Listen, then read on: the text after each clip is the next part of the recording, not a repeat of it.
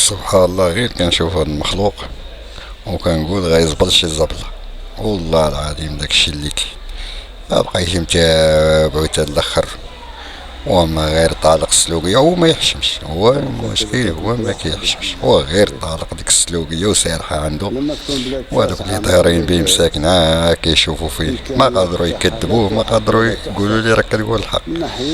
ايوا شويه قلبت وانا نلقى واحد التقرير اخر هو عكس داكشي اللي كيقول. ونخليكم تتبعوا هذاك التقرير وقولوا لي رايكم في التعليقات، وما تنساوش تدعمونا بالاعجاب وزر الاشتراك. نقوي الفلاحة نتاعنا. الفلاحة اليوم وصلوا الإنتاج يقارب 35 مليار دولار.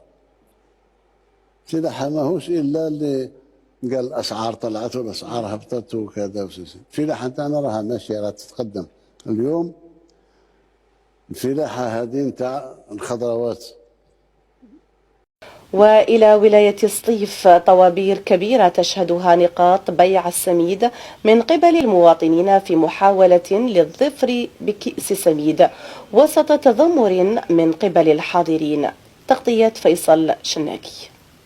في اسبوع نستناو هنا، جيبوا لنا دقيق سيدي، وكاين دقيق حنا رانا زيدوا لنا دقيق، ما كاينش. الشعب خير ربي، الشعب ما لقاش منين يشري دقيق، يروح يشري شكاره ب 200 ما عندوش. بعد أزمة الزيت التي لم تنتهي، عادت أزمة الدقيقة وبطوابير كبيرة مصطفى منذ الصباح الباكر ولساعات طويلة في انتظار وصول أكياس السميد، والعينة كانت من نقطة البيع قراديف بسطيف.